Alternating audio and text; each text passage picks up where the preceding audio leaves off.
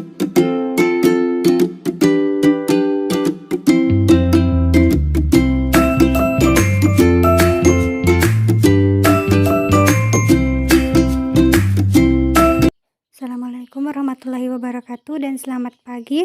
Puji syukur kita panjatkan kepada kehadirat Tuhan Yang Maha Esa, karena berkat rahmat dan hidayahnya lah kita dapat melaksanakan presentasi hari ini. Baiklah, tanpa membuang banyak waktu, sebelumnya kami akan memperkenalkan dosen pengampu pada mata kuliah pengantar pendidikan kejuruan, yaitu Ibu Profesor Dr. Cakebet Salundung MPD sebagai dosen pengampu dan Ibu Dr. Nahriana MPD sebagai dosen mitra. Anggota kelompok kami yang pertama saya sendiri yaitu Nurfatlia Sabutin dan teman kelompok saya yaitu Saudari Lilis. Baiklah, untuk pembahasan yang akan kami bahas pada materi kali ini yaitu yang pertama yaitu pengertian pendidikan, yang kedua yaitu tujuan pendidikan, selanjutnya itu proses pendidikan, dan yang terakhir yaitu unsur-unsur dalam pendidikan. Saya akan menjelaskan tentang pengertian pendidikan. Pengertian pendidikan adalah usaha untuk mewujudkan aktivitas pembelajaran yang dilakukan agar peserta didik dapat secara aktif belajar dan mengembangkan potensi dirinya menjadi lebih baik dari segi kecerdasan, pengetahuan, kepribadian, dan sebagainya. Dalam KBBI, Kamus Besar Bahasa Indonesia, kata pendidikan bermuara dari kata didik dan diberikan imbuhan pean. Oleh karena itu, kata ini memiliki arti, cara, atau perbuatan untuk mendidik. Secara definisi, pendidikan ialah proses pengubahan sikap dan tata laku seseorang atau kelompok orang dalam usaha mendewasakan manusia melalui upaya pengajaran dan pelatihan, proses, cara, perbuatan mendidik.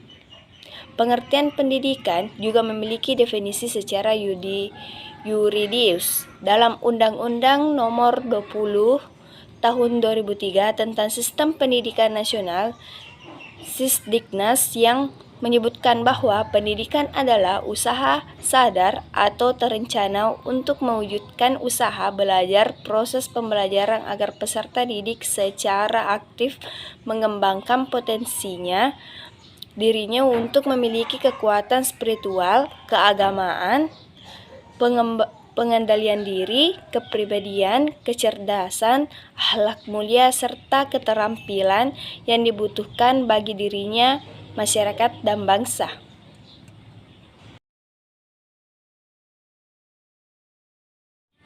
Kemudian yang kedua yaitu tujuan pendidikan.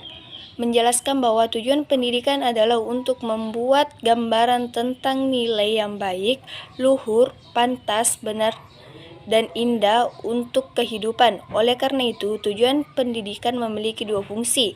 Yang pertama, memberikan arahan kepada segenap kegiatan pendidikan, dan kedua, sebagai sesuatu yang ingin dicapai oleh segenap kegiatan pendidikan.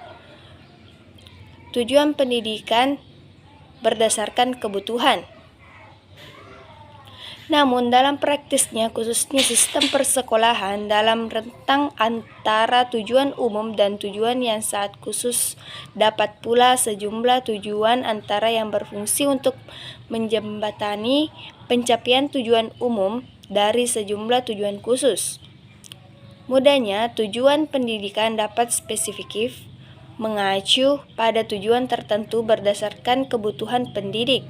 Pada umumnya, 4 jenjang tujuan pendidikan adalah yang pertama tujuan umum.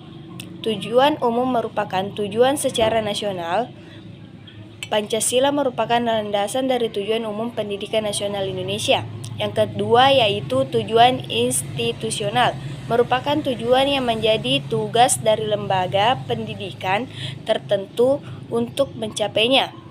Ketiga, tujuan kurikuler, merupakan tujuan yang ingin dicapai dalam satu bidang studi atau mata pelajaran.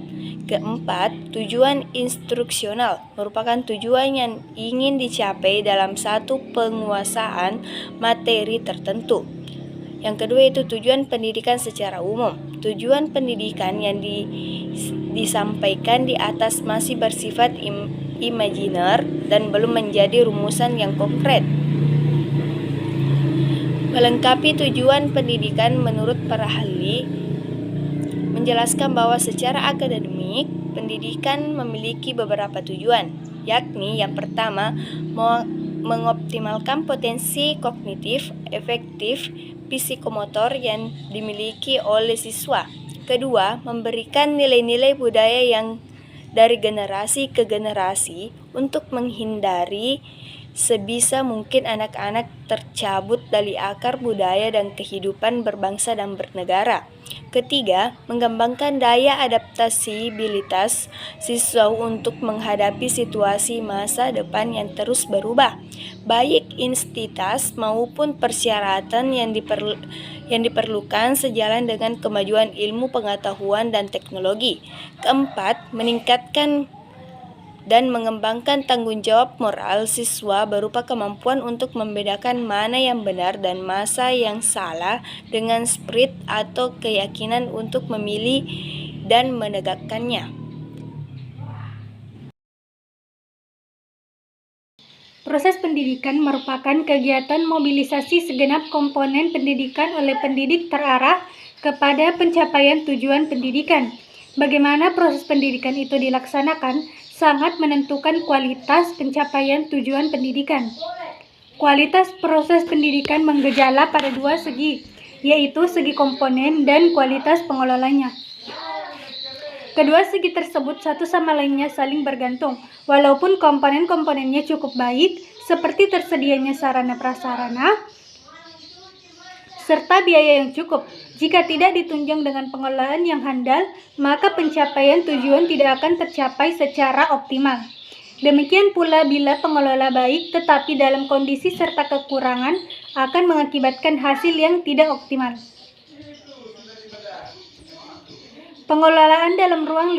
Pengelolaan proses pendidikan meliputi ruang lingkup makro, meso, dan mikro. Pengelolaan proses dalam lingkup makro berupa kebijakan-kebijakan pemerintah yang lazimnya dituangkan dalam bentuk undang-undang pendidikan, peraturan pemerintah, SK Menteri, SK Dirjen, serta dokumen-dokumen pemerintahan tentang pendidikan tingkat nasional yang lain. Pengelolaan dalam ruang lingkup meso merupakan implikasi kebijakan-kebijakan nasional ke dalam kebijakan operasional dalam ruang lingkup wilayah tanggung jawab Kanwil dan Depdikbud.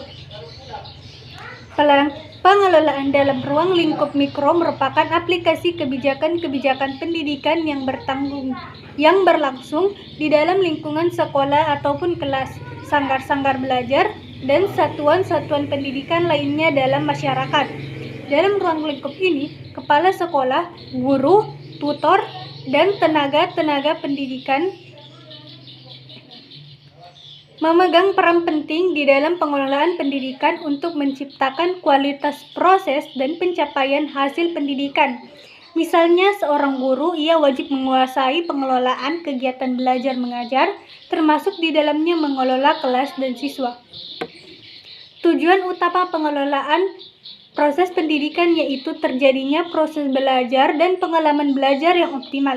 Sebab berkembangnya tingkah laku peserta didik sebagai tujuan belajar hanya dimungkinkan oleh adanya pengalaman belajar yang optimal. Di sini jelas bahwa pendayagunaan teknologi pendidikan memiliki peran yang sangat penting. Pengelolaan proses pendidikan harus diperhitungkan perkembangan IT. Karena itu, setiap guru wajib mengikuti dengan seksama inovasi-inovasi pendidikan, terutama yang diseminasi secara luas oleh pemerintah serta PPSI, belajar tuntas atau master learning, pendekatan CBSA, dan keterampilan proses muatan lokal dan kurikulum, dan lain-lainnya agar dapat diambil manfaatnya. selanjutnya yaitu unsur-unsur pendidikan. Unsur-unsur pendidikan adalah hal yang saling terkait satu sama lain. Berikut adalah penjelasan dari masing-masing unsur pendidikan yang diambil dari Undang-Undang Nomor 20 Tahun Sikdisnas ditambah dengan satu unsur lain yang sering disinggung oleh para ahli. Yang pertama yaitu peserta didik, yang merupakan orang yang berusaha mengembangkan potensi diri melalui proses pembelajaran yang tersedia pada jalur, jenjang, dan jenis pendidikan tertentu. Mudahnya, peserta didik adalah orang yang ingin menempuh pembelajaran untuk mengembangkan potensinya lewat pendidikan. Ciri khas peserta didik yang perlu dipahami oleh pendidik adalah yang pertama, individu yang memiliki potensi fisik dan psikis yang khas sehingga merupakan insan yang unik sejak lahir dan telah memiliki potensi-potensi yang ingin dikembangkan. Untuk mengembangkan potensi membutuhkan bantuan. Yang kedua, individu yang sedang berkembang. Perubahan yang dimaksud adalah perubahan yang terjadi dalam diri peserta didik secara wajar, baik ditunjukkan kepada diri sendiri maupun kepada lingkungan. Yang ketiga yaitu individu membutuhkan bimbingan individual dan perlakuan manusiawi dalam proses perkembangannya. Peserta didik membutuhkan bantuan dan bimbingan. Hal ini menunjukkan bahwa pada diri peserta didik ada dua hal yang menggejala. Yang pertama, keadaan yang tidak berdaya menyebabkan ia membutuhkan bantuan. Yang kedua, adanya kemampuan untuk mengembangkan dirinya. Hal ini membutuhkan bimbingan. Serta individu yang memiliki kemampuan untuk diri sendiri. Unsur selanjutnya yaitu pendidik. Pendidik adalah pengajar yang mengajar dan melatih peserta didik dalam suatu kegiatan pembelajaran. Dalam Sikdiknas, pendidik adalah tenaga pengajar yang berkualitas sebagai guru, dosen, konselor, pamong belajar, widyaswara, tutor, instruktur, fasilitator, dan sebutan lain yang sesuai dengan kekhususannya, serta berpartisipasi dalam penyelenggaraan pendidikan. Yang ketiga yaitu interaksi edukatif antara peserta didik dan pendidik. Tanpa adanya interaksi antar pengajar dan peserta didik yang melibatkan materi pembelajaran, maka pembelajaran tidak terlaksana dan pendidikan tidak dapat terbangun. Dalam Sikdiknas didefinisikan interaksi edukatif adalah proses interaksi peserta didik dengan pendidik dan sumber belajar pada suatu lingkungan belajar. Interaksi edukatif pada dasarnya adalah komunikasi timbal balik antara peserta didik dan pendidik yang terarah kepada tujuan pendidikan. Pencapaian tujuan pendidikan secara optimal melalui proses berkomunikasi intensif dengan memanipulasi isi, metode, serta alat-alat pendidikan. Yang keempat yaitu tujuan pendidikan. Tujuan pendidikan adalah fokus utama dari perubahan yang diinginkan setelah peserta didik mengikuti pendidikan. Berbagai instansi yang berbeda biasanya akan memiliki tujuan pendidikan yang berbeda pula. Namun secara umum dan secara yuridis tertuang dalam Undang-Undang Sikdiknas bahwa tujuan pendidikan adalah untuk berkembangnya potensi peserta didik agar menjadi manusia yang beriman dan bertakwa kepada Tuhan Yang Maha Esa, berakhlak mulia, serta berilmu, cakap, kreatif, mandiri, dan menjadi warga negara yang demokratis serta bertanggung jawab. Yang kelima yaitu kurikulum. Kurikulum adalah seperangkat rencana dan pengaturan mengenai tujuan, isi, dan bahan pelajaran, serta cara yang digunakan sebagai pedoman penyelenggaraan kegiatan pembelajaran untuk mencapai tujuan pendidikan tertentu. Kurikulum sebagai pedoman penyelenggaraan kegiatan pembelajaran memberikan makna bahwa di dalam suatu kurikulum terdapat panduan interaksi antara pendidik dan peserta didik untuk mencapai tujuan pendidikan yang lebih baik. Yang keenam yaitu isi pendidikan atau materi pendidikan. Merupakan materi-materi yang diajarkan dalam proses pembelajaran yang bertujuan agar peserta didik secara aktif mengembangkan potensi dirinya untuk memiliki kekuatan spiritual keagamaan, pengendalian diri, kepribadian, kecerdasan, akhlak mulia, serta keterampilan yang diperlukan dirinya, masyarakat, bangsa, dan negara ke arah yang lebih baik. Selanjutnya yaitu lingkungan pendidikan, merupakan tempat berinteraksi timbal balik sehingga kemampuannya dapat terus dikembangkan ke arah yang lebih baik. Lingkungan pendidikan sering dibutuhkan dengan tripusat pendidikannya, yaitu keluarga, sekolah, dan masyarakat. Pengertian lingkungan pendidikan pada hakikatnya merupakan sesuatu yang ada di luar dari individu. Para ahli membedakan jenis lingkungan pendidikan menjadi dua, yaitu yang pertama lingkungan alam adalah segala sesuatu yang ada di dunia ini yang berada di luar diri anak yang selain manusia seperti binatang, tumbuhan, iklim, air, gedung, rumah, dan sebagainya. Yang kedua yaitu lingkungan sosial, yaitu semua manusia yang berada di luar diri seseorang yang dapat mempengaruhi diri orang tersebut, baik secara langsung maupun secara tidak langsung. Sebagai contohnya yaitu teman kelas, tetangga, dan sebagainya. Sedangkan menurut tempat pelaksanaan pendidikan, lingkungan dibagi menjadi yang pertama yaitu keluarga. Lingkungan keluarga merupakan lingkungan yang pertama bagi anak-anak, karena lingkungan itulah mereka menerima pendidikan dan orang tua menjadi dasar pembentukan karakter dan kepribadian seorang anak. Yang kedua yaitu sekolah. Sekolah disebut lingkungan pendidikan anak yang kedua. Yang bertanggung jawab melaksanakan pendidikan di lembaga ini adalah guru. Peranan guru sangatlah penting dan dalam pencapaian tujuan pendidikan. Yang ketiga yaitu masyarakat. Proses pendidikan terjadi di luar sekolah dan keluarga.